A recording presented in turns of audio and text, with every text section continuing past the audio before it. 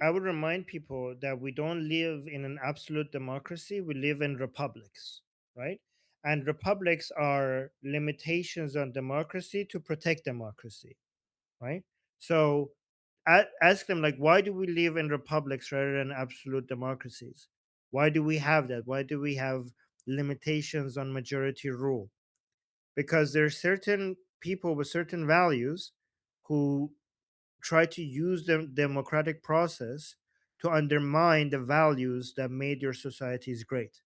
So, in a republic, unlike in an absolute democracy, we have certain standards. We either put it in the constitution, if it's better if you put it in the constitution, or sometimes there are some unwritten standards, like Israel or the UK, that basically limits what the majority. So basically, we're trying to avoid both the tyranny of the majority, but also the influence of groups that will be able to that have values against the DNA of what made your country better than other countries, right? Especially this becomes very important, especially with countries that have mass migration from societies with garbage values, right?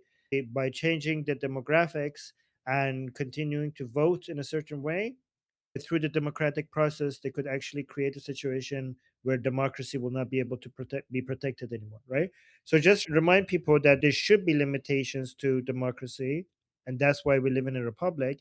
And those limitations should be basically protecting the very values that have been empirically proven to make societies better. And usually, what we refer to as classical liberal values or enlightenment values, or some people call them Western values, whatever you call them, we have to know them. We have to understand what these values are, and we have to make sure that nobody could vote them out. They are beyond people's decision. The majority cannot vote them out.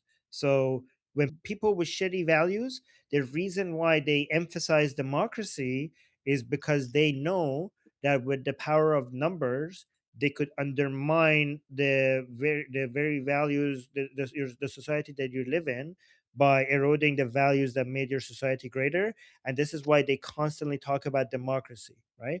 They don't talk about, all of the set of values that has made your society better. They focus mostly on democracy. And when they say democracy, they're talking about unlimited democracy, which is not a Western value. And again, it's good to know what these values are and how it shouldn't be up for voting, so that you could protect them even better, right? So the ideas that we call classical liberal values, they include the separations of power, so the three branches of the government, secularism, representative democracy, freedom of expression, free trade, free markets, respect for fundamental human rights, property rights, respect for the scientific method, freedom of assembly, respect for the rule of law, civic nationalism, individual liberty, and equality under the law.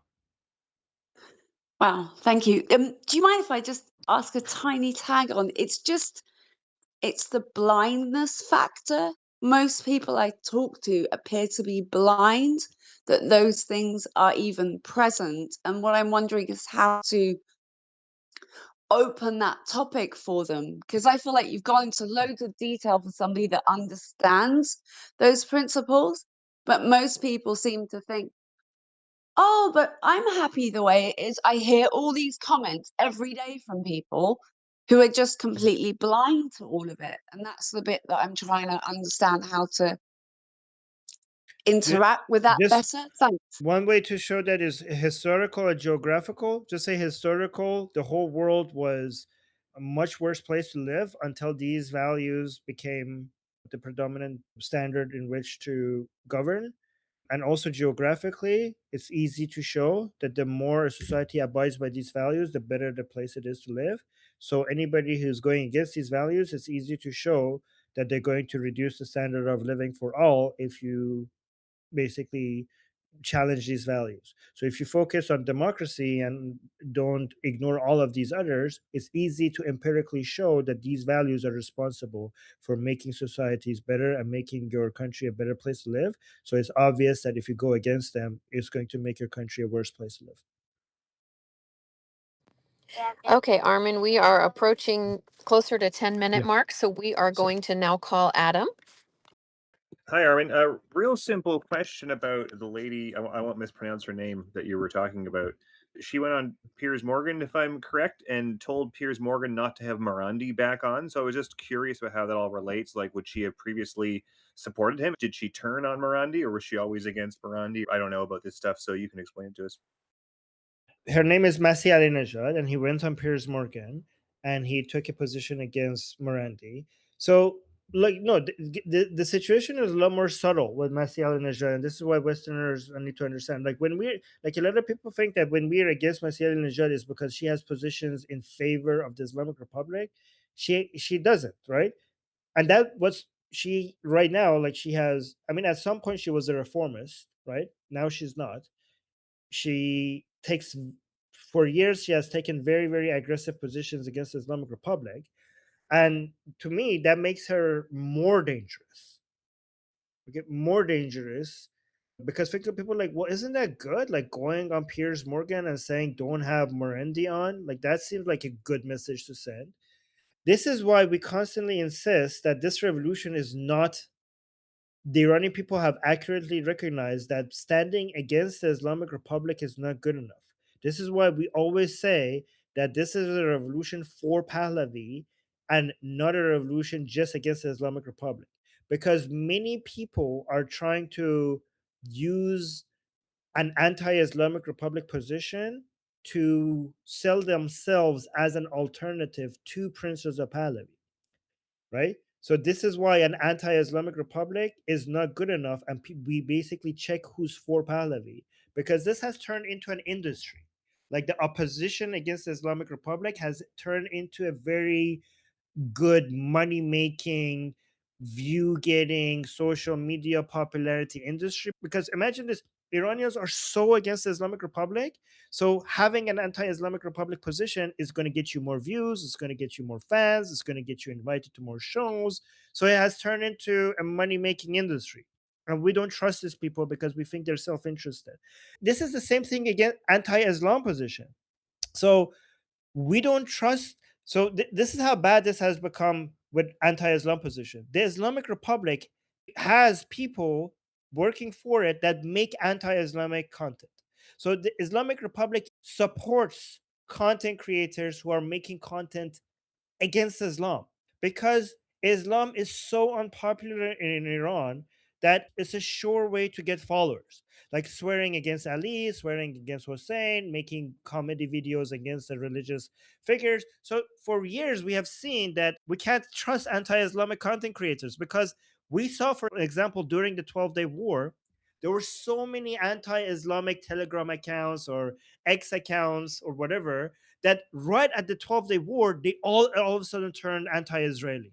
All became pretend fake nationalists in favor of the Islamic Republic, saying like, "Oh, when a foreigner attacks, we will all be united, with our government, even if we have problems with it." So we identified, like, there were so many accounts that were identified as just grabbing followers, for example, by making posts against Islam, so that at the time of need, they could basically come out and maybe take an anti-Israeli position or an anti-Pahlavi position, right? So even though, given how even the Islamic Republic uses accounts like this, you have to see how we can't trust other people. We don't, like, we can't even trust pro-Pahlavi accounts anymore, right?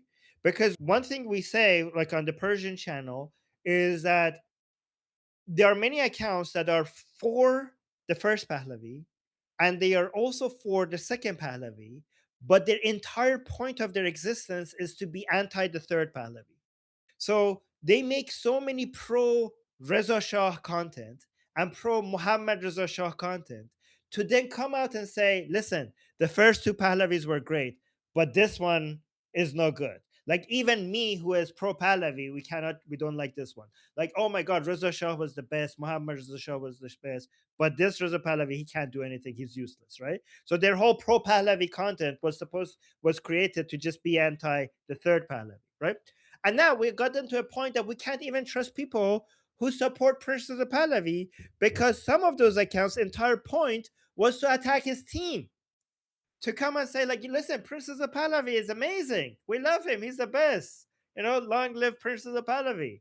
But his team, these are from the Islamic Republic. The team, like, they hate the Nufti, they hate the emergency plan. They are basically using the way, like, they act like they're supporting him as a way to cause division among the people who support Princess of Pahlavi. So we say that there's only one way for us to go through this transition. The Islamic Republic is going to fall.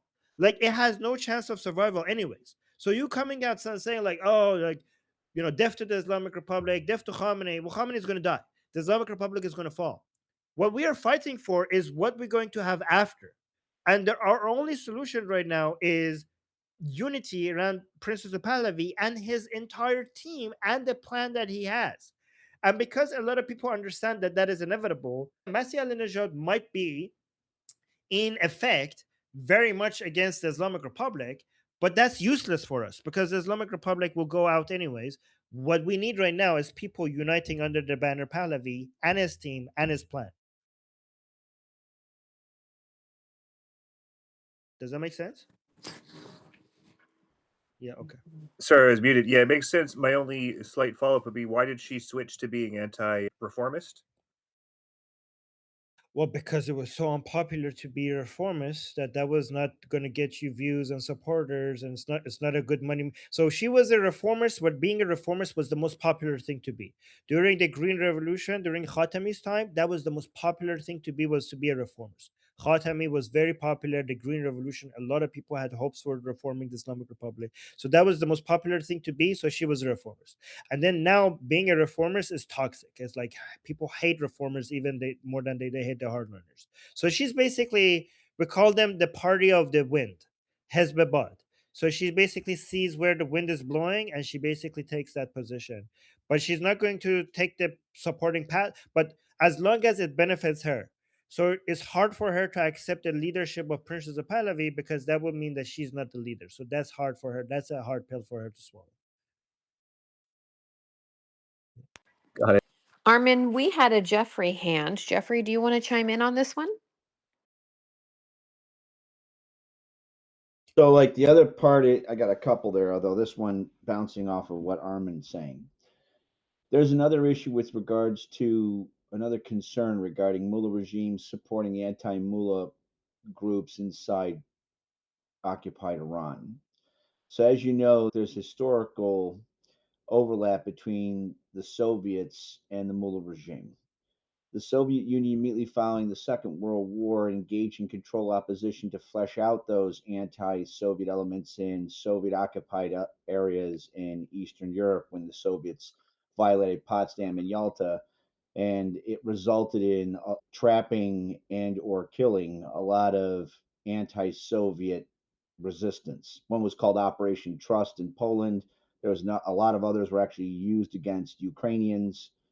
So that's the other concern. So the Mullah regime is like, wow, there's a lot of people that are really angry for very legitimate reasons. They're trying to find ways to tamp down on, brave Iranian protesters and resistance. And they didn't have enough people because elements of the Artesh are like, they don't want to gun down people like the IRGC, and the mullahs bringing in outside support via, Islamic fundamentalist terrorists by the thousands to probably better flesh out the application of mullah's application of regime brutality. They might also be doing or playing a contemporary 21st century version of what the Soviets did in the NKVD, then the what was it? Give me a second.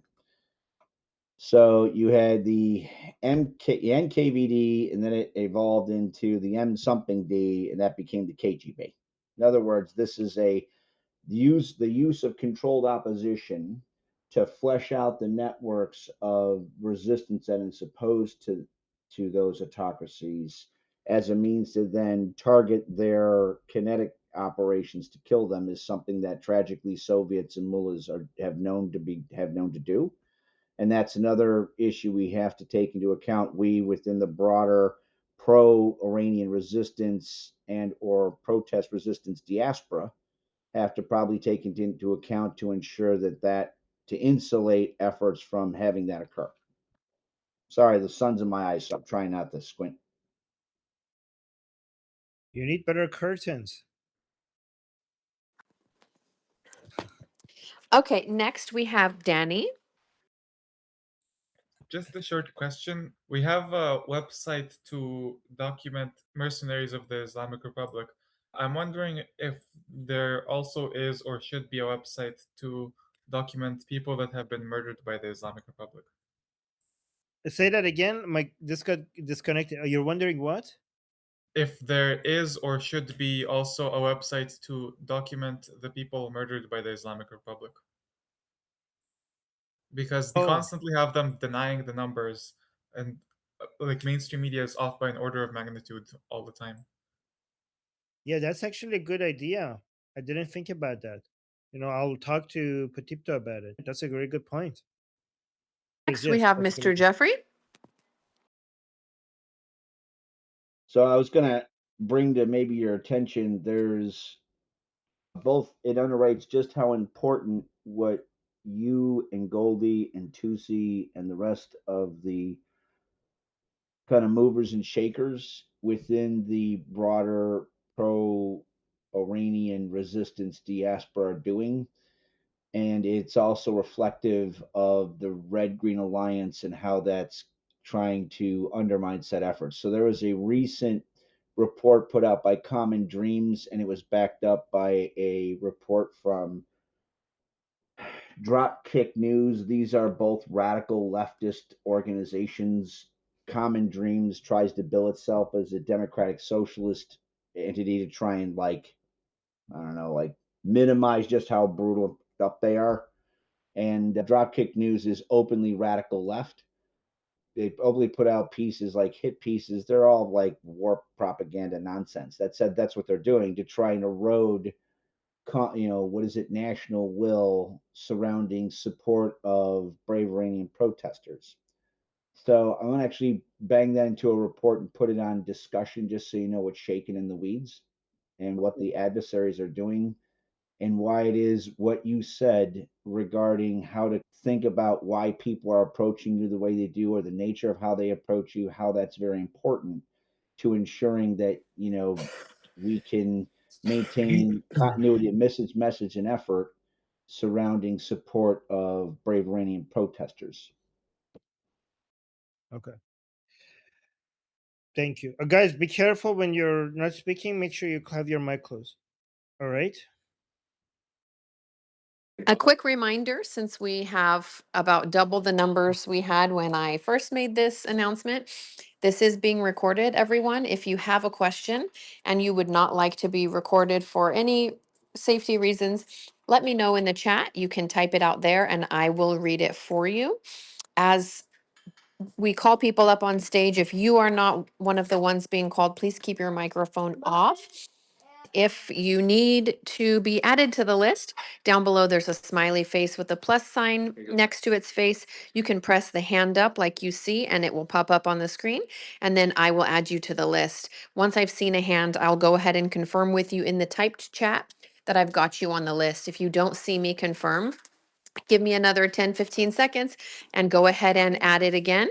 Also, there is a point that I stop taking hands so that we're respectful of Armin's time. So I'll let you know when that cutoff is. Last point, each person we want to give about 3-5 minutes to. That way we keep everything rolling and get everyone's questions in. So you may be reminded or asked to round off your point at some point if you do start to get towards that time limit. Next, we have Elad. Hey, can you hear me? Yes. Okay, thank you. I had like internet problems. I can't emphasize like how different I saw her. I saw Masih Alinejad many times. I never really followed her. She always seemed a bit like a grifter to me, not authentic, but she always said like the right things. So I always was like, okay, well, at least she's raising awareness. But now I'm thinking she sounds very dangerous. And so I wanted to understand, does she have like an organization behind her, or how is it funded? Why is she everywhere? And she's everywhere. So if you could elaborate on that. So So she made a lot of money because she was hired by Voice of America, and she was making really good money from that and all of her social media presence, because she got very popular during the time that it was popular for women in Iran to take off their hijab. And at that time, Iranian people were supporting her and they were loving her, right? Because she was like taking those videos out and sharing them everywhere. She kind of, even back then, she was doing some shady stuff, like she was pretending like she caused that movement to happen, even though the movement started before her. But she did amplify it, to be fair to her. But then it became more and more obvious that she's really thirsty for being seen. She's very competitive, especially then when the Master Revolution happened, when they had a coalition. She had a coalition with Princess of Pahlavi, and it became very obvious to people that she sees herself as the same level of Princess of Pahlavi, and that started annoying a lot of people. But by that time, she had made enough money and enough. She had so many viewers and she had a big network everywhere. So it was, even though more Iranians were basically moving away from her, in Western media she was becoming more and more influential. She was basically getting invited everywhere, and she was becoming like seen as if she's a representative of Iranians, which annoyed Iranians a lot. It really annoyed Iranians of why people they're inviting her in different places instead of Princess of Pahlavi. And she became like, it became more and more obvious that she's a grifter. She even had like a lawsuit where she had wanted to the American government to seize the Islamic Republic money, like millions of dollars of the Islamic Republic's money, and give it to her specifically for her mental anguish that he had to go through, right? Like for all the suffering that she had to go through mentally, which also like pissed off a lot of Iranians that she did that. But again, the fact that she's still to this day is being invited everywhere, even though she's like anti-Pahlavi and she keeps saying things against Pahlavi, while the Iranian people are shouting for and dying for the name Pahlavi, like it's actually embarrassing that a lot of people in Western media consider her to be their voice, even though it's quite obvious. I mean, she's clever enough not to take any anti-Pahlavi positions in English, right? But if they did a little bit of research, they would see that Iranian people hate her. Like most Iranian people hate her. So the fact, like I saw her on Piers Morgan, and Piers Morgan was saying like, "Oh, you're the voice of the Iranian people," and she was accepting that. And not a single time on Piers Morgan she mentioned Princess of Pahlavi, even though that's what people Iranians are bleeding for. So yeah, she's like a media of herself right now. She's like a giant media, and she's dangerous because of the influence she has. She can sell herself as the voice of the Iranian people among many politicians, and she was the person that the American government decided to have at the United Nations Security Council to speak on behalf of the Iranian people. So the fact that she has yet so much influence in media and among politicians makes her dangerous, because she actively works against the interests of the Iranians, because the Iranians want Pahlavi and she's anti-Pahlavi. Does she have an electoral presence in Iran? Like, if there is free and fair elections, does she get anywhere? Does she even get into parliament or whatever?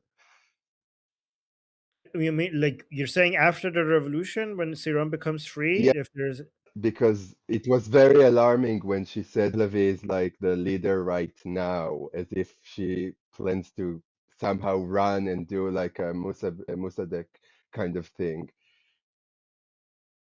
well, in a parliamentary system, it doesn't take that much votes for you to be able to get some seats, right?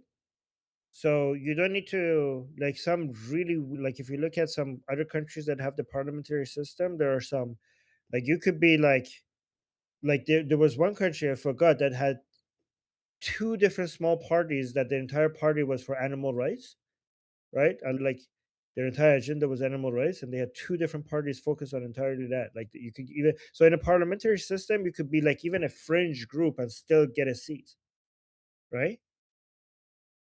Yes, but how much power would she get? Like, could she pull off another coup? No, no, no, not. She's gonna be. She's no, not at all. Like she's no, she's not even close to it having that much power. No, not at all. She's not that powerful. She only has media presence. That's her power. But she doesn't have enough of a she doesn't have enough of a I mean, not a single person is calling her name, right? Not a single person. If anybody calls her name, is to swear at her in Iran. So a coup, no, not even that. That would be. I mean, I think even she would laugh at that. Like, I don't think that's not. No, don't worry about So that. what do you think she means when she says like that Pahlavi is the transitional leader and that's it? Well, she's trying to become bigger, right? So she hates that Pahlavi is this big. So she's basically wants to, so she has submitted, she has to accept the Pahlavi, because so many Iranians have been shouting the name Pahlavi and this, while risking their lives shouting the name Pahlavi. Even the anti-Pahlavi people cannot deny his popularity anymore. So some of them who are a little bit smarter are now accepting to some extent that okay, fine, okay, like the ones who are completely like completely like lost it, even now to this day they're denying it, that Pahlavi has a base in Iran.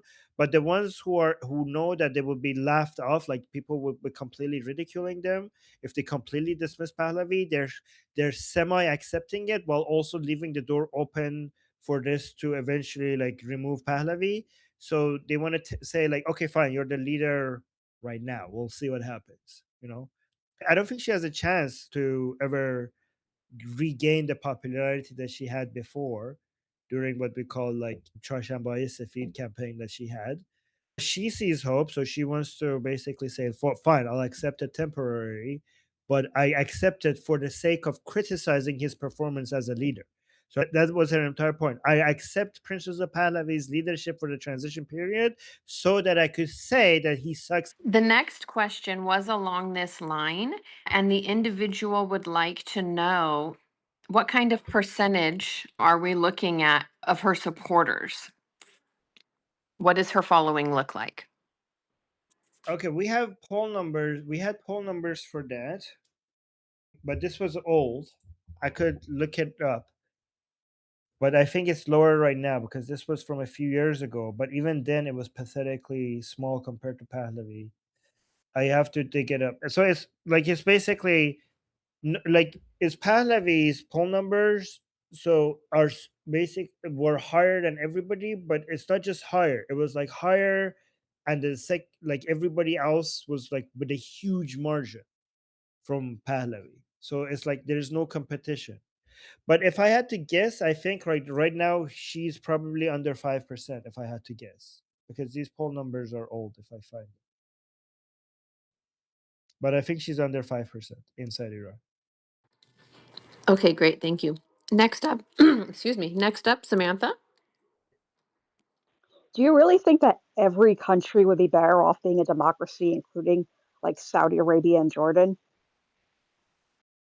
I believe every country is ready for democracy when, at the time where people who are fighting for democracy manage to topple the dictator, right?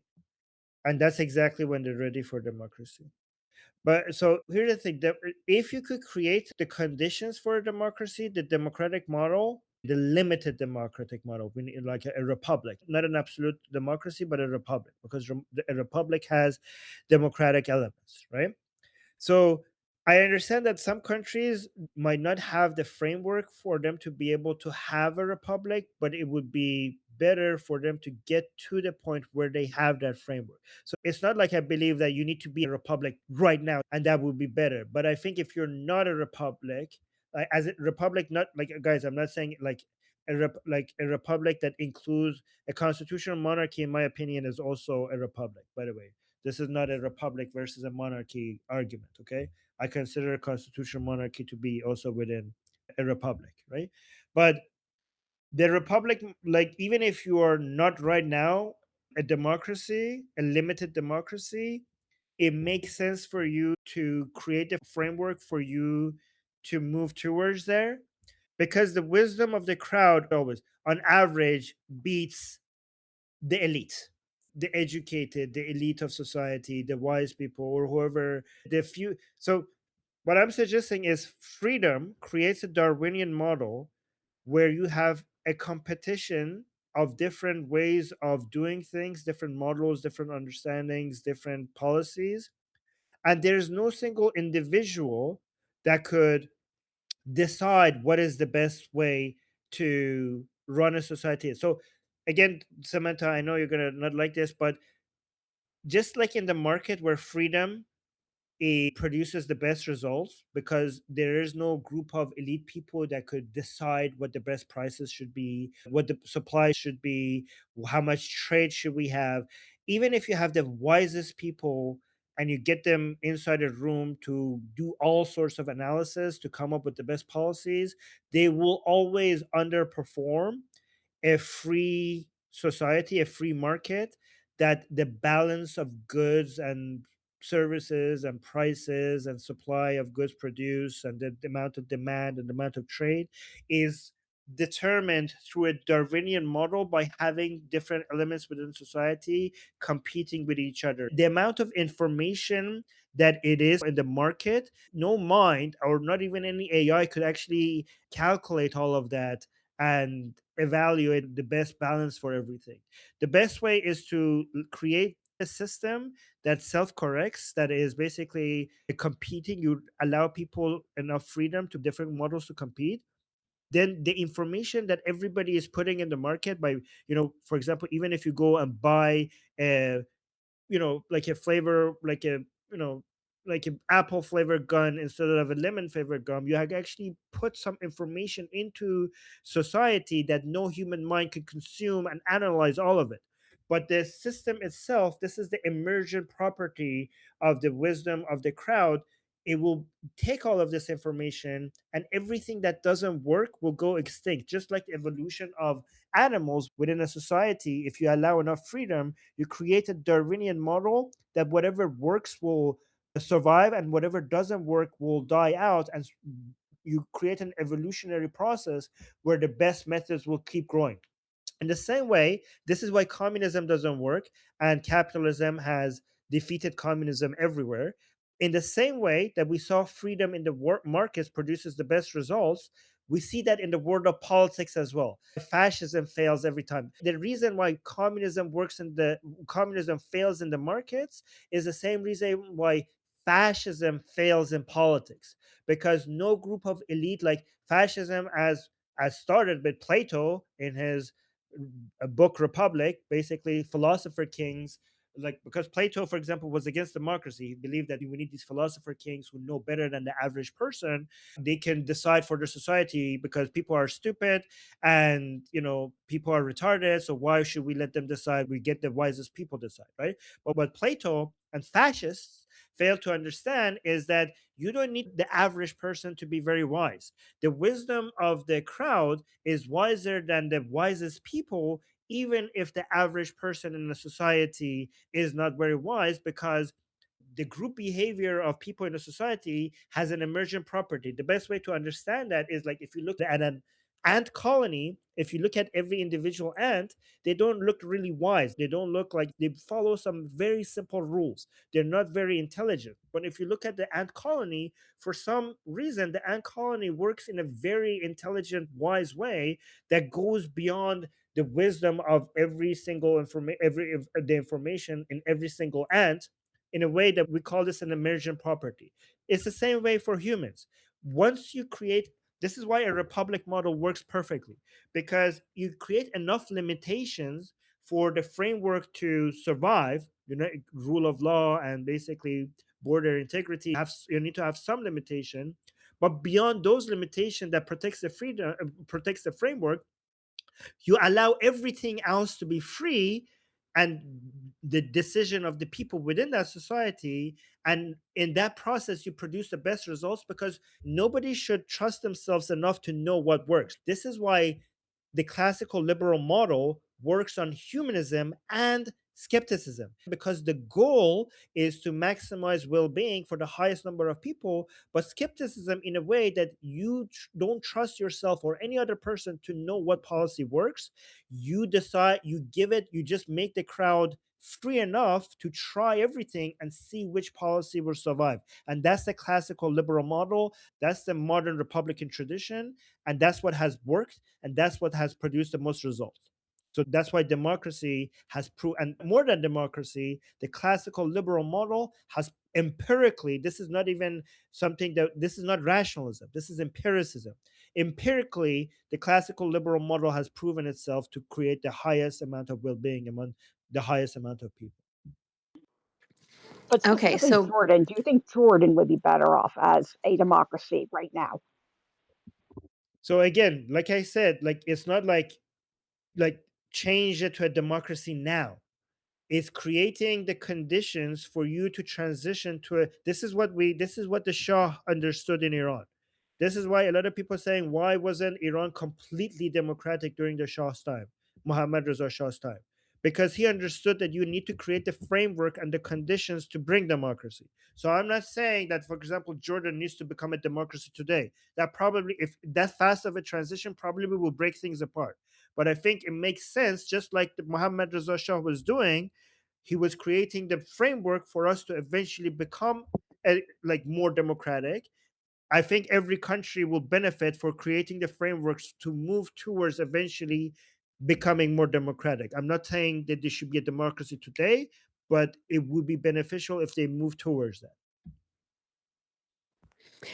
okay, next we have Michael G.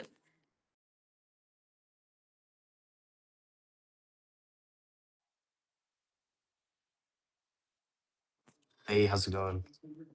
Oh, you I mean me, right? Yes. Yes. So, I mean, in my opinion, like I kind of agree with Armin says. My point of view, my take on it is you can't force a Western style democracy on these people, especially the Arab countries. Like, even for example, after the USSR collapse, a good example of it is a lot of Central Asian countries. Many thought that once the Soviet Union collapsed, many of these Central Asian countries would move towards the West, and that's not necessarily true. As a matter of fact, the United States, our policy is we don't expect these countries to become a Western style democracy. And the Trump administration is not really rushing in to try and impose our values on them because they're like, well, I mean, they're Muslim. I mean, obviously, they're not Arabized, obviously, but at the same time, these countries have a long way to go because, they're kind of new in the making. They barely gained independence from the Soviet Union. And so they have to focus on creating an identity that makes sense for them. And then from there, they can build a stable democracy in the long run. That's my take. So this is not at all about imposing values. These are things that works everywhere regardless. This is not about imposing values or forcing democracy. Everywhere in the world, when you have more competition of different elements, you're going to create create a Darwinian model where instead of a few people deciding what works, the best thing that works will present itself through Darwinian evolution, right? This works everywhere. This will work on Mars if you had a society there. This is not a Western thing. This is not an Eastern thing. This is a math thing. I can mathematically show, I could create a model for you on AI by making a random society, okay, and show you one that I get like a few people, the wisest. I could create a model for you to show, like, let's get in this model, let's get the wisest people to decide everything. And I'll make another model where the average, we create a free model where people just come try different things. And then whatever works, that will survive. And whatever doesn't work, that will go extinct. I'll Can I ask you a quick guarantee you question, that the Armin? model. No, I'm not done. Close your mic. I will guarantee. Close your mic while I'm speaking because I can hear you. Well, I could guarantee you that every single time that my second model will work, every single time. So this is not about imposing values. And also, please also understand that democracy is inevitable result of economic growth of the private sector. So this is not something that is chosen by your society. It's not something that is chosen by somebody from outside. It's not even something that is chosen by your own society. This is a deterministic result of the people, the nation becoming economic powerful enough economically for them to have leverage over the state. And at that point, their vote will have to be taken into account. This is not democracy is not something that, oh, this is like people decided that this is a value, so we should do it because it's just a good thing. Democracy is forced upon societies not by Westerners or foreign actors, but by by the material conditions on the ground. A democracy is one thing that is forced on a state because the private sector and the people in that country have become richer on average than the state itself. So the state's source of income, main source of income is from the people. So it ends up being the servant of the people. So the vote of the people cannot be ignored. And therefore, we have to create a process where we could listen to the people, because they will fuck you up if you don't, because they're too powerful right now. So democracy is not something that you choose for a society. Democracy is something that is forced upon a society because the people in a society have become too rich to ignore. Can I ask you one more question? Yes. It'll be a brief one.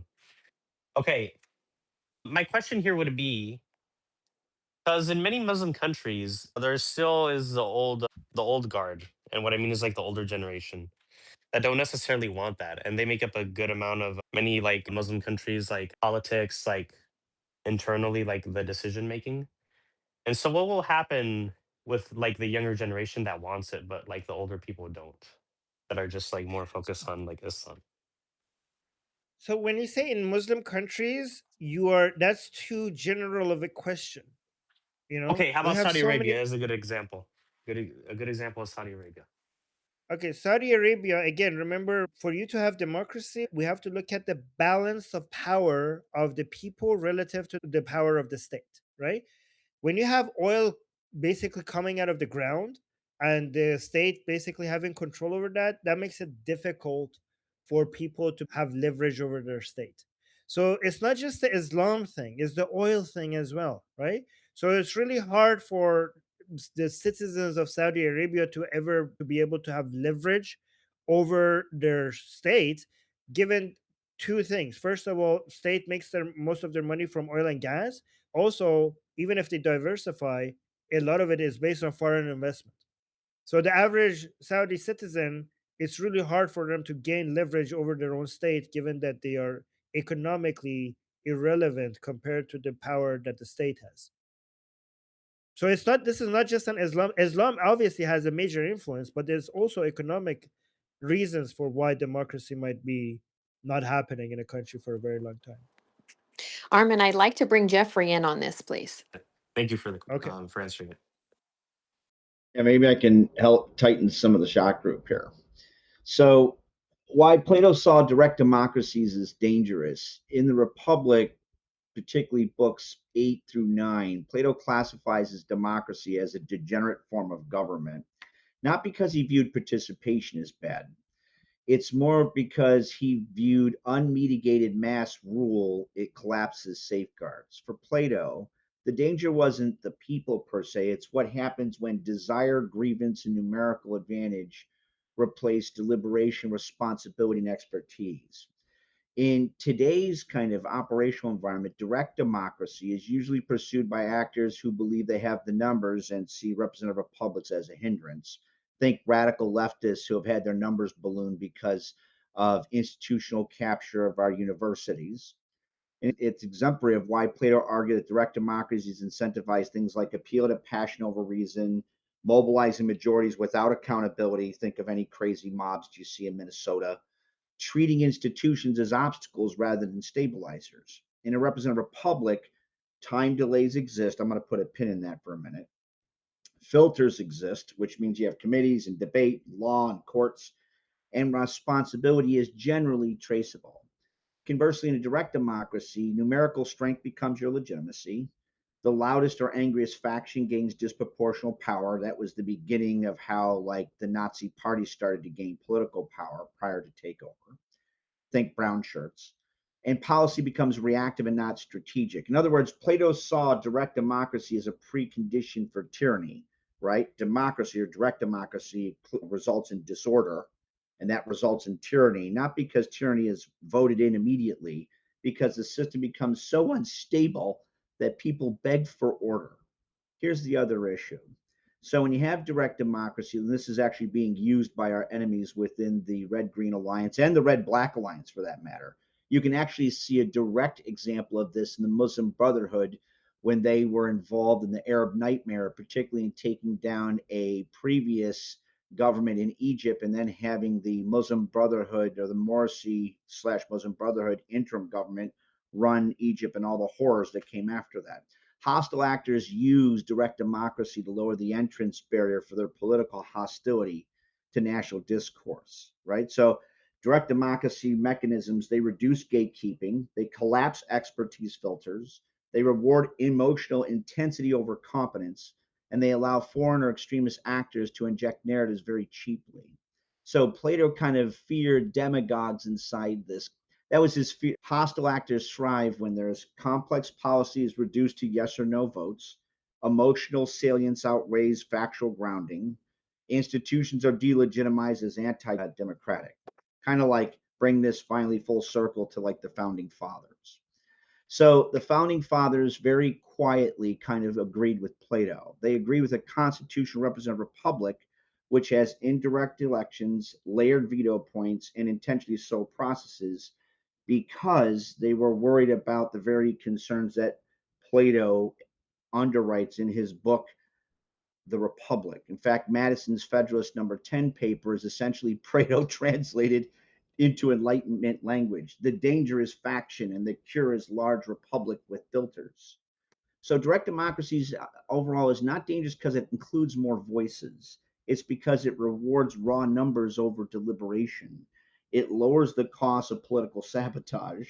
It allows hostile, ill-informed, or malicious actors to hijack legitimacy, and it undermines institutional resilience.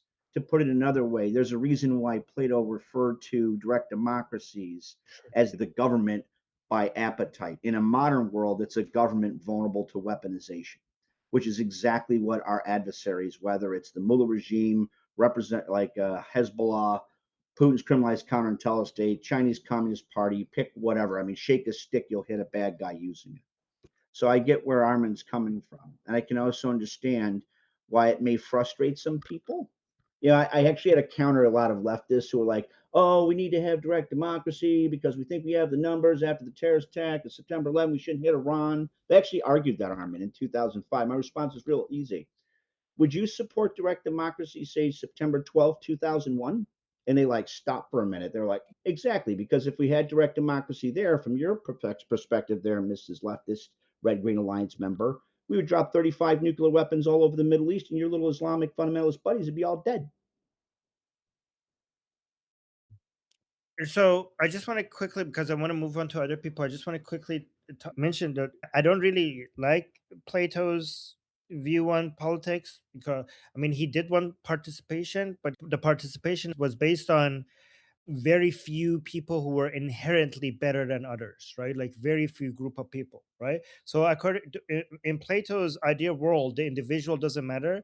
You are just a gear in a machine. If your personal happiness gets in the way of the state stability, your happiness is sacrificed.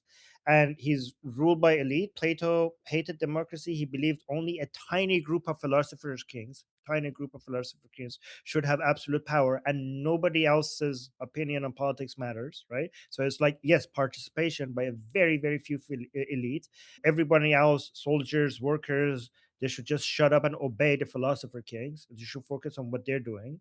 He also believed in the noble lie. He argued that leaders should lie to the public to keep them in line. He wanted to tell people they were born into their social class by God, so they wouldn't try to move up their revolt. Like, you're born into your class. He believed it's inherent. Like, you cannot, like, if you were born a worker, you have to stay a worker. You never don't have a chance of becoming a philosopher or anything like that.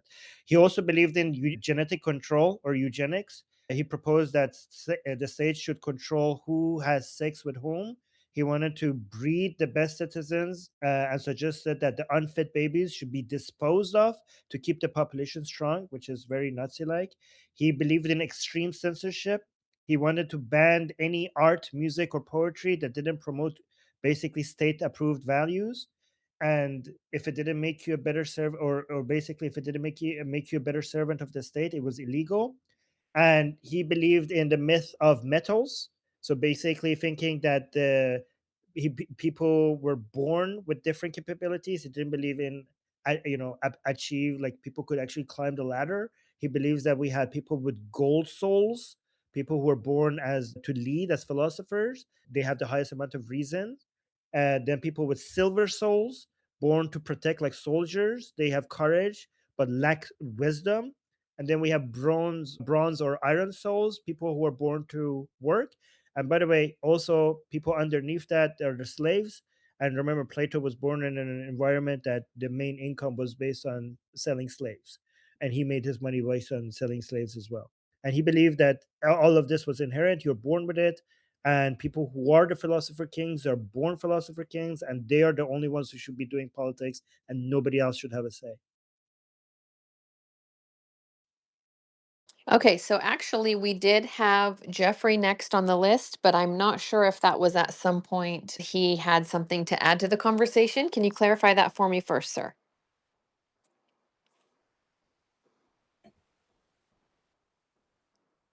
And Ken?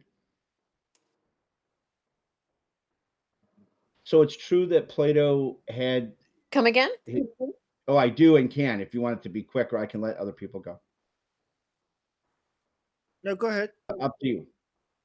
No, go Okay, ahead. so Plato, I mean, your observations regarding Plato are not inaccurate. That said, you also have to understand he's operating within the limitations of the time that he existed. I mean, in a lot of things, he was very insightful.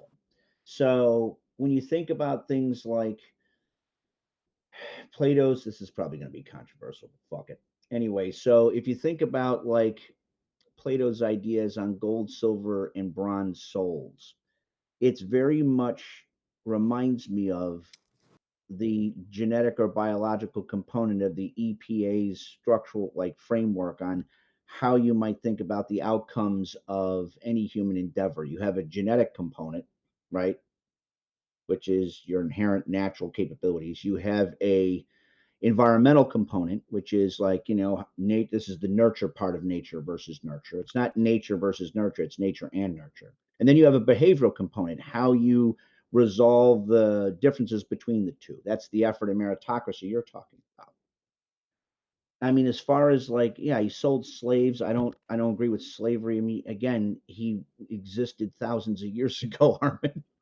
No, I think okay. he did a pretty Can I good respond job. to that? Yeah, absolutely. No, he didn't.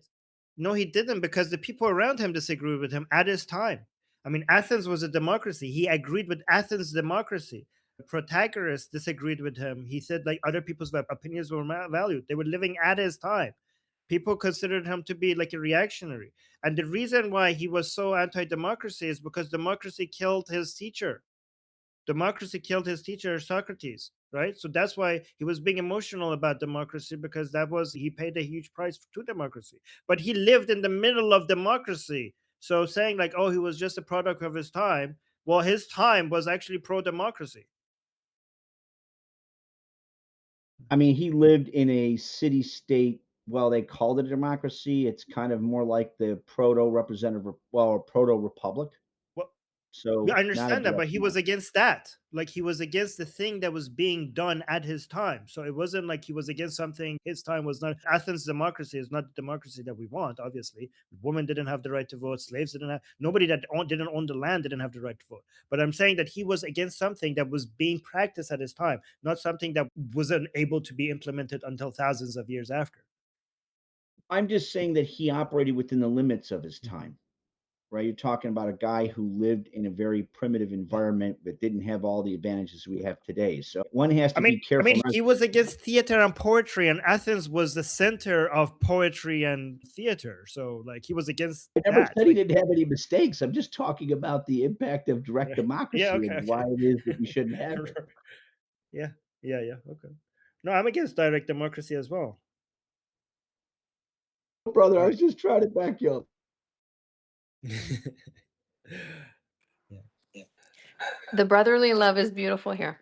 Okay, Oscar, you are next. Yeah, to keep on like going on this Plato thing and this difference between the different kinds of souls, right? The bronze, the silver, and the gold.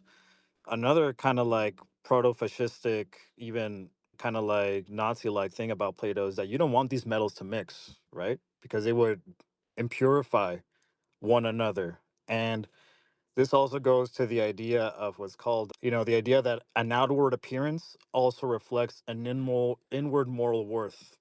So usually the people made out of gold or the people that were touched by divine were more beautiful or were more intelligent or had some kind of divine quality that also reflected an inward aspect of their soul, right? So Plato, in a very fascistic and, kind of even like proto-Nazi way, he doesn't want these people to mix. They also have different roles based on the metals that they have on their soul. And in addition, this is more about the people with the gold soul, which are the Philosopher Kings. He thinks that they should have no property, right? And that they should be completely disinterested. And I don't recall correctly, but I think he also says that they should have relationships with themselves so that they can only serve the state better. And in reality, right, these are ideal types. But in reality, people that have occupied these positions, they're not ideal types. It reminds me of the phrase of George Orwell, right? Some animals are the same, but some animals are more the same than the others or more equal than others. And it's because, Plato's wrong, right? Like, these are just humans. These are not saints. These are not ideal types. These are bone and flesh human beings. And he can accept that because he's an authoritarian and he can accept that people will be self-interested and you have to put some limitations sometimes on them, and so I think that that is something that he gets wrong. And like you guys said, he's responding emotionally to something that happened to his beloved teacher, which he frequently uses as a character in his dialogues. And yeah, I just kind of wanted to add to that. The only difference I would say about Plato and the modern, more like, let's say, the communist regimes, the fascists and the Nazis, is that Plato was not a populist. He was very suspicious of, like, the people or like the masses, the demos, whereas people like Mussolini or Hitler or Stalin were populistic, which is a kind of a different way of doing it, right? But yeah. I just want to mention that hundreds of years before Plato, Cyrus the Great was preaching acceptance of different people with different cultures and different traditions. So, while the Greeks were basically suggesting that anybody that is not them is a barbarian and only worthy of being a slave, Cyrus the Great was freeing slaves and being tolerant and accepting of all different people who were not Persian, who were not part of his, didn't share the same ethnicity with him, didn't share the same religion with him. And that was hundreds of years before Plato. So we did have examples of people showing acceptance and tolerance of different people who were not like them. And next, we have Eric Davis. Oh, thank you, guys. I'll make a few quick things here. For me, don't forget about the philosopher Aristotle when you're talking about democracy, because, we get into this thing where, you had the oligarchs and the aristocrats and who's, and people who are educated enough to rule themselves and stuff. There's a lot of things that come into it. My pick on the philosopher for that, that is Aristotle, but I want to move on. Thing here I noticed too here about democracy, you guys, in the news here lately too. I've been saying, back, y'all kind of remember the MEK here, the MEK democracy that was trying to come to power here in Iran, and they were really selling the they sold the Americans. I mean, they had a lot of people, like John Bolton and a lot of these guys, they were all backing these guys. And they're not a democracy, really, realistically, I don't know. I just wanted to point out one thing about capitalism that I thought some professional a long, long time ago kind of explained capitalism this way, which was really special. He said you got to think of it as kind of a ratio and proportions. Now, you take a task, something that's really, really, really hard to do. Maybe one out of 100,000 people will attempt that task. One person will actually achieve it. Okay. You can take this to all kinds of levels, professional athletes. You could take it up to President Trump, one out of a couple million. The idea here is that the vast majority of people who can do the jobs don't work for the government. And capitalism works a lot simply because people see this. If you look at the telegraph in America, the government couldn't make the telegraph run. You turned it over to capitalism, and in like 20 years, they laid a cable across the Atlantic and we're transmitting across the Atlantic. Another thing I always love about Marx, everybody makes it out like these communists, like the capitalists, are beating people and making them work on assembly lines and all this.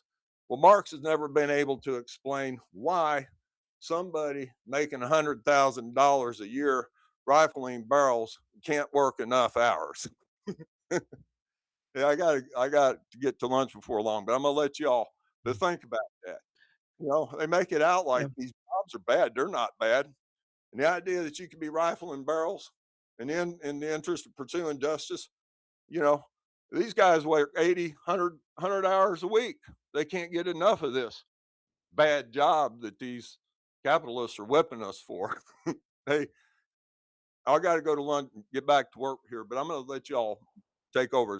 Good talking. I'm going to be here a few more minutes, but thank you. Sounds good. I just want to say something quickly about capitalism, guys. The most simple way of looking at this is capitalism works because liberty works, and capitalism is just liberty in economics. That's the best way to look at it. Liberty works in politics, and liberty works in economics, and liberty in economics is capitalism. All right. Okay, next we have Danny. Please correct me if I misunderstood your thought experiment earlier. As I understood it, you were saying that if you have two possible ways to make decisions, the first is that a couple of the wisest people in the country make decisions based on their theories, and the second is that society chooses by trying policies that the crowd wants, then keeping what works and discarding what doesn't. And you said the second option would give better outcomes. Did I get that right? Or is that how they Well, choose? instead of every time, I would say on average, they outperform the other model significantly, because obviously you're going to have outlier situations as well. So on average, it will outperform the second model. I mean, we can see this empirically. The failure of communism shows that within the markets, within the economy, the wisdom of the crowd outperforms the elites, and the fact that democracies and the classical liberal values have worked shows that in politics, the wisdom of the crowd outperforms the elites. Right. So then I wanted to make 2.2 issues that are some of the exceptions. So the first issue is that sometimes the people are retarded and they're retarded in a correlated way. So one example is that Israel and Jordan are currently at peace, and this is a much better result for Jordanians than if they had kept being at war forever. But if you had polled the people, Say that again. Israel, Jordan. yeah, we're currently at peace, and it's a good result for Jordanians. But if you had polled the people on the ground in Jordan, you would never even get a suggestion like, let's try peace with Israel as a majority result, because they're very correlated in their belief that they have to do their forever Islamic war. So you might never explore some really good options because of this effect. And the second issue is that I think a few wise people are more capable of avoiding trying things that should never be tried even once. So a great example is anything that would overthrow the system itself, like the 1979 revolution, that should have never been tried even once. Okay, so your examples is kind of like suggesting, like if you see the mammoth dying because the humans are killing them, you could like, oh my god, they're dying, so evolution is not working because they're not fit to survive, right? But evolution is working, that's why they're dying, right? So if you're noticing something is failing, well, that failure is going to result in their extinction of their method. So that is you're witnessing it working. Mm. You cannot say the wisdom of the crowd is not working because sometimes they come up with the wrong conclusion.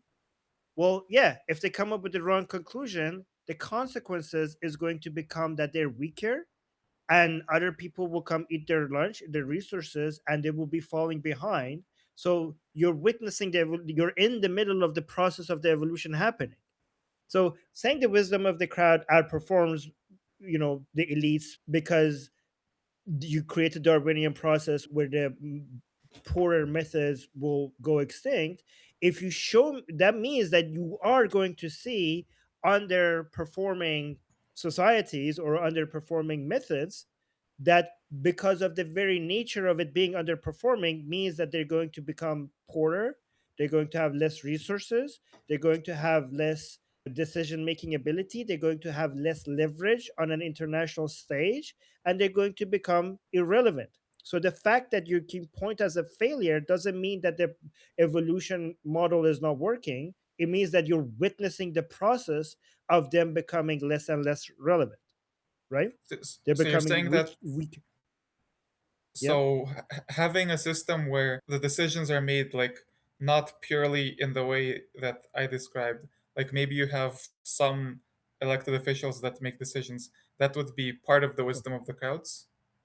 Yeah. So first of all, like I said, we believe the wisdom of the crowd suggests that we need to have a republic model rather than we need to have limitations, not complete democracy, right? Sometimes it's just like the Shah realized, you need to have limit. You cannot just snap your finger and have democracy, because you need to, because if you basically give too much freedom, the framework that you're basically doing this experiment in will break apart, right?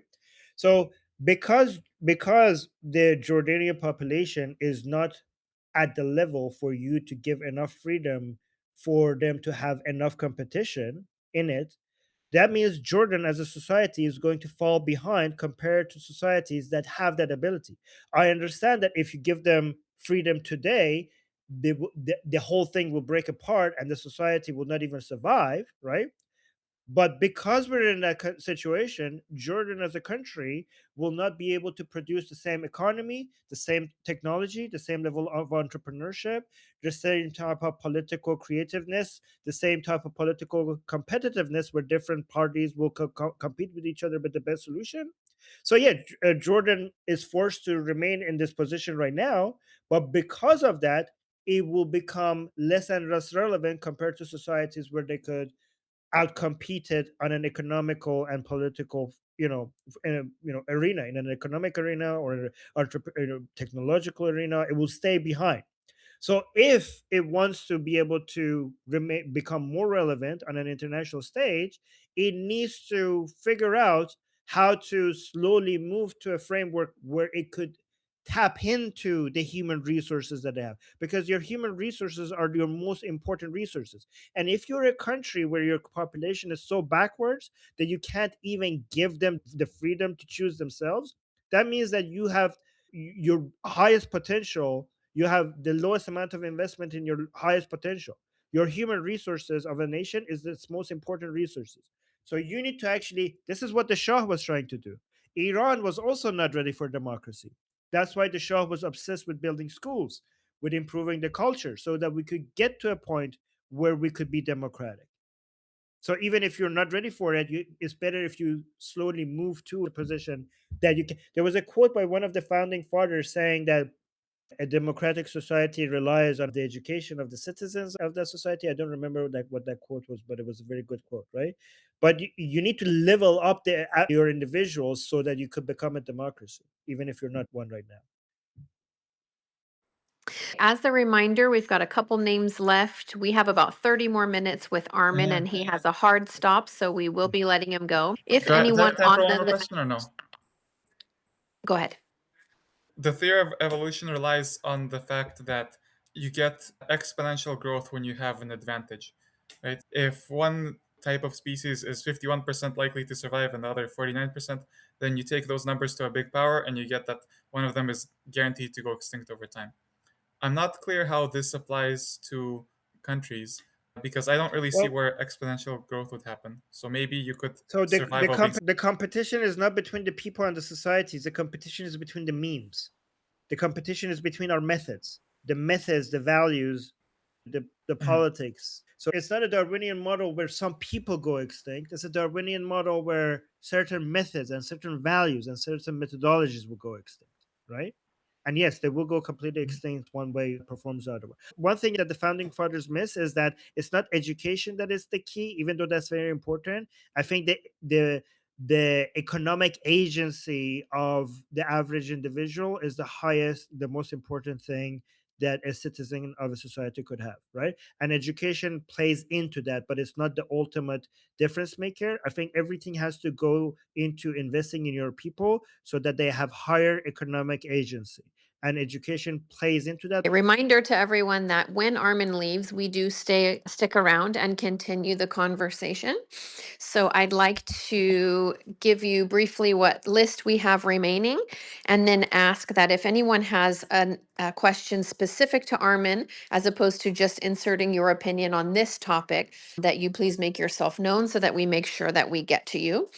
So I've got Francesco, Jilly, Jeffrey, Austin, and LF. Can you raise a hand if you have a question directly for Armin and not just an additional opinion to the topic of democracy?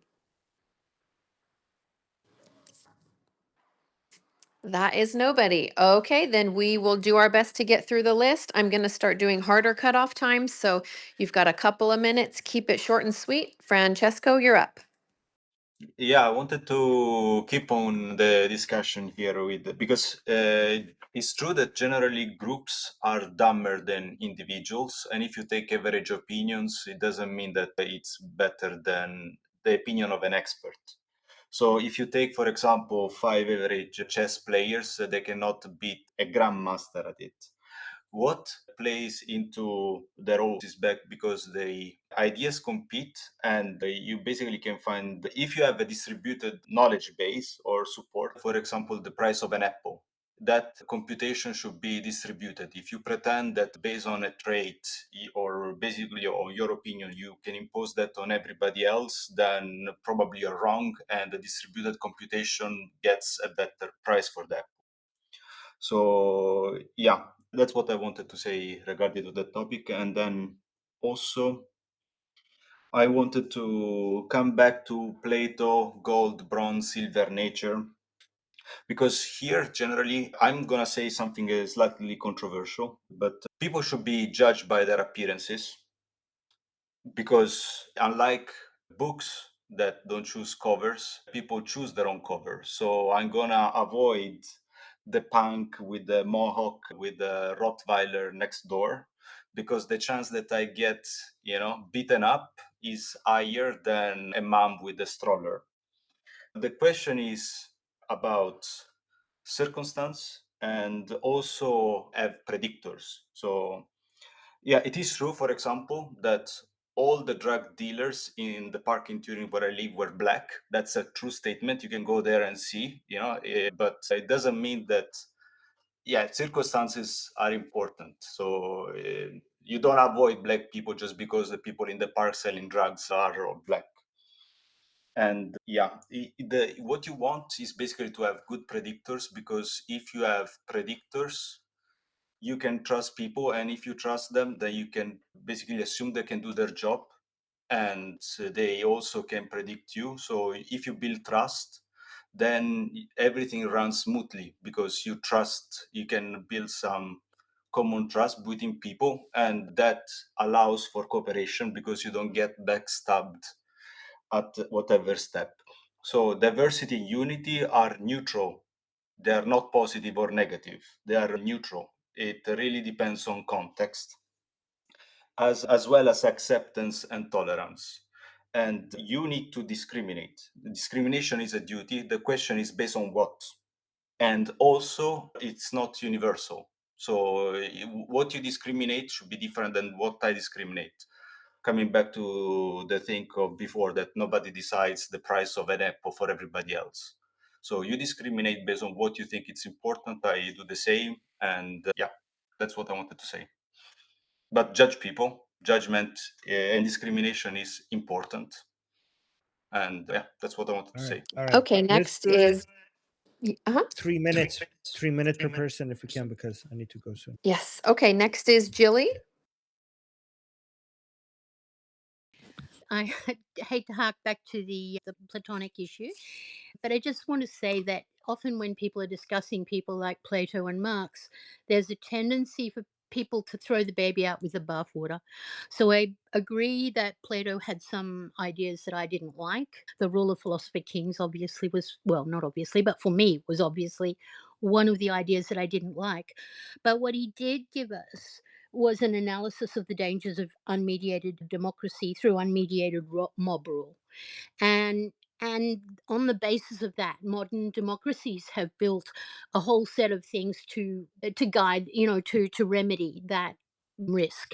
And that includes things like separation of powers and different voting systems that will create slightly different results on different levels of government. And I wanted to also say that Marx falls into the same category. There's a lot about Marx I don't like. Communism and socialism inevitably lead to authoritarian, even brutal governance, because command economies must have control of all the economic resources, and humans are one of the economic resources. And that's why such brutal control almost always flows out of that philosophy. But Marx had some good points too. And one of his good points was, for example, that he made quite an interesting and valid analysis of capitalism itself. And that allows us to have a deep look at capitalism and understand the ways in which it works. I just want to say that this black and white, and I don't think Armin or Jeffrey look at things in a black and white way, but when I was listening to that argument, I was thinking, well, yeah, I get what Jeffrey's saying, and I also get what Armin's saying. They have good and they have bad. And it's the same with Marx. And it's really important, in my opinion, to recognize the good and not throw the baby out with the bathwater. That's my Oh, point, but if you want to comment on it, I'd love to hear it. no, I completely agree. I didn't say I hate everything about Plato. There are things about Plato I like. And also, even though I'm very anti-communism, I agree with Marx on the fact that he's a material determinist. Like, that's one thing I agree with Marx, material determinism. But also I believe Marx was just didn't have the proper data. Like, I think he was a very smart person that if he had the proper data, he would have come to a different conclusion. Like, if you read his stuff, it's obvious that he was like, you know, I don't know. I think that he, like, right now, I mean, it's easier for us to judge him right now because we have the empirical data to show that what he said doesn't work, but he didn't have that empirical data at his time. So he caused millions and millions and millions of people to die from starvation, sure. but again, he didn't have the proper data. We have the luxury of empiricism right now. Go on, BT, sorry. Okay, Jeffrey, I've got you down, but I don't know if you wanted to be on the list or you were chiming in at a different time. Please let me know. You could chime in. Okay. So yeah, I mean, I kind of disagree with the idea of Marx. I mean, Marx was kind of a vile, evil douche canoe who lived on his daddy's dime, was like a lazy guy who his dad funded his way through college, and even his father, kids, wife, and his main colleague Engels refer to him as a man possessed by thousands of demons. And Marx. I mean, as far as materialistic determinism or the like a materialist idea approach towards the world, I mean, that's true. It's not that Marx discovered it, it's that he co opted, warped, and weaponized it. As far as Plato's concerned, Plato wasn't a proto Nazi. In the book Republics, 2 through 4, it says exactly what I said, which is Plato repeatedly emphasized physis, which is nature, alongside, I can't pronounce it, education. So what he's saying is there's an inherent component in biological substrates. There's a biological substrate to aptitude that said it was individual in nature, it's non-ethnic, non-hereditary in a strict sense. When he talks about gold parents giving birth to bronze children and bronze parents giving birth to gold children, that's completely incompatible with the racial biology that, say, Nazi Germany push, which is stable grouped inheritance, bloodline purity, and collective traits. So, I mean, as far as like, I get where your criticism might be, Armin, given some of the things you say. Maybe I'm misunderstanding you. You know, there's some issue with Plato's idea on overconfidence in elite rationality, underestimating corruption among the rulers, treating kind of social harmony as more important than individual liberty. And he kind of used myth as a political tool. Really, the discussion when you talk about the myth of the metals kind of boils down to this, at least to my experience in the modern parlance. Are all differences between people purely social constructs, or do natural differences exist that society must account for? And Plato says differences exist. Modern racial egalitarians or pseudo-racial egalitarians, read left-wing douche canoes. They say differences must not be acknowledged. Labeling Plato a Nazi then is a way to forbid the question itself. As far as total laissez-faire free market approaches towards consensus building, you're not wrong, Armin, and I very much am heavy free market. Here's the challenge, though. This is what the Shaw understood. At least maybe I can help, tighten that shot group, at least to the best that I can do or see. It's not that free markets or a free market system doesn't ultimately find equilibrium. It does. The issue is the instability in transition and what defines the new point of equilibrium. The Shah understood that, like, His Highness Prince, I don't know if I should call him king or not. I defer to you. Prince Reza Pahlavi understands that as an operationalize that and what he wants to do with regards to being a figure point for the resistance and a steward regarding the transition, yet allowing then Iran, once this transition's done, you have stability for general Iranians to rightfully pick their own government. The same with his father. He knew he was trying to be the steward between Iran and its kind of feudalist-esque system in the beginning of his stewardship up until tragically his fall, so that Iran could become a modern, would achieve tolerant modernity. So there's some nuances that help us kind of like apply, I would contend would help apply those ideas, much to the betterment of brave Iranian protesters, Iranian people, or indeed my own country for that matter. But I didn't know those personal things about Marx, so now I hate him too. Thank you. Oh, I wasn't I trying to always be hated mean. him. It wasn't you, brother. I was just a lot of people that like Marx. Remember, Marx wasn't an atheist, because I know that you did the Atheist Republic. He was a militant anti-theist. I know. Marx And the I mean, Reagan guy, but he let me just be hated clear. him. I always hated him for killing millions of people, but I didn't know personally he was also a douchebag. Just one thing I forgot to mention regarding what Jilly said. I completely agree that communism has to lead to fascism. There is no way where you could control people's property to this degree without also Everything controlling leads to politics. fascism. No, not everything leads to fascism. No, not everything leads to fascism. In fact, democracy doesn't lead to fascism. A proper republic doesn't lead to fascism. Proper individual rights, People are it inherently doesn't lead fascist, to so fascism. everything will lead to fascism. No, they're not. No, they're not. People are not inherently fascist. People are actually. Let me just say this: people are actually inherently desire to be free. People inherently desire to love each other, to work with each other. People don't inherently desire to rule over each other. People desire to love each other, and people desire to respect each other's freedom. We're social animals, and that means that we actually enjoy seeing other people prosper. We enjoy seeing other people happy. We don't want to control people. We want to actually be the instruments for them to achieve their goals. People enjoy seeing people happy and getting to also see other people miserable. People want both. So that you just contradicted yourself then. If people want both, then they're not inherently fascist because that makes it more complicated. Anyway, just Okay. Samantha, like I'm not going to keep going back and forth with you, but saying everything is fascist is a very simplistic way of analyzing the world. It's like like basically black and white. This black and white thinking doesn't serve us. Okay, not everything is fascist. Okay, but communism leads to fascism. Not everything leads to fascism. Go on, BT. Okay, and one more time, we've got Austin, LF, and Dijal. Does anyone on this list have a separate question important to Armin, not having to do with communism, fascism, or democracy? Or Iran as well, if you guys want to talk about, or the middle geopolitics right now in the Middle East. Okay, Sorry. they want to keep on with the topic. So next we have Austin, and reminder, 15 minutes hard stop. So I will interrupt at 3 minutes if you're not keeping your own time, just to make sure we stay on track. Austin, go ahead.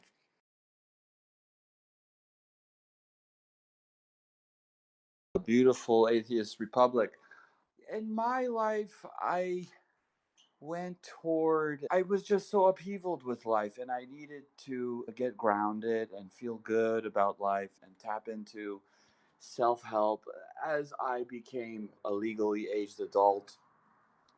And when I learned of like, I know this is going to sound terrible in the atheist group, I'm sorry, everybody, but when I learned I was associated with the 18th tarot card, and one of the words are doubt, that opened the floodgates toward doubt and skepticism. And so I think solidly I love agnosia. Not like I don't know anything. I have become someone who cannot trust anything.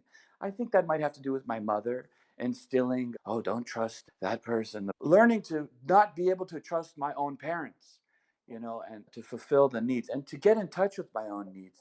The outside world is esoteric to me. I just walk humbly to try to see what will open the veil so I don't know if the positive feedback I get is in my own delusion or the outside world. I don't think I can ever figure that out entirely. Or the negative things that I receive through my faculties.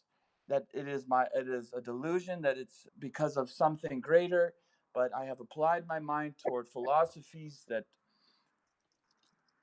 to get the brain going, to get the happiness going, and strangely, I don't know if it's because my chemicals are being released, but it seems that I am in touch with the environment and there's much ignorance to the environment. And maybe I am arrogant of saying that I think there's utter ignorance because I find out, I think the world is has attempted to be explained, and I just don't think we are using enough variables. I'm obsessed with variables and all the different subjects.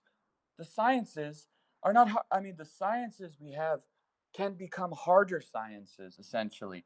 Anthropology, psychology, neurology, there's more in-depth things to study. I think there is something about this religious endeavor that can become codified, and people have attempted to codify it, and they have run into trouble in the past, interestingly, with superstitious institutions which try to enforce a fascistic religious capability. I would apply that also toward economic model. May I interrupt you for a second? So Yes. here's what I think is happening, and let me know if this is accurate. I think you're trying to figure out too many things at the same time, and you're getting basically dizzy in the middle of all. OMG, come on. Don't put me down like that. I love it. I'm happy No, about it. And no, no, no. I'm not putting you down. I'm actually. It's actually fascinating, right? I think like you are basically carrying a very heavy weight, right? And but it's a it really feels good. I feel terrible. I feel parts of me feel terrible, and I want to address that.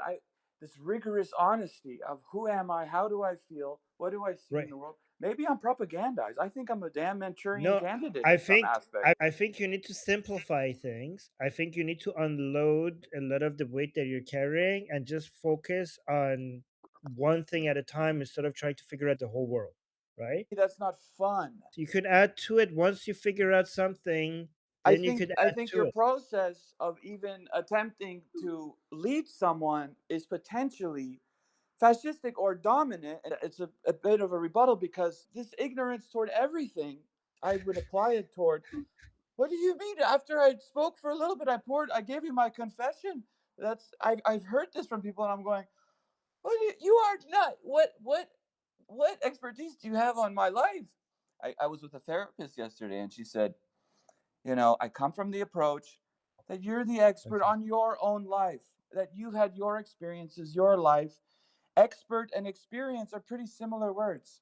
So Okay. I just say that because I feel like you cut me off. You're like, and I'm like, no, what do you mean, dude? I'm here. Well, yeah, I seriously think that you're doing too much at the same time, and that's going to produce not the results that you're expecting. I think that the best way to go about things is to simplify it. To me, I think the best first step to accept as like if you're trying to make sense of the world, the first few steps is like, well, it seems like there's something exists. It seems that there's an I just observer. walk in Hold on, mystery. This whole thing of hold God on. Let as me let me let mystery me let me let me let me let me or tell life as you. mystery, because I see Okay, I said. people. All right, Yeah. Austin, we need to move to other people. So close your mic. I just want to say this, and then we'll move to other people. Okay, so close your mic. Yes. Yeah, I'm gonna be fascistic towards you because there are other people waiting. Okay. I even if you're not gonna take my advice, I'm gonna just say this to other people.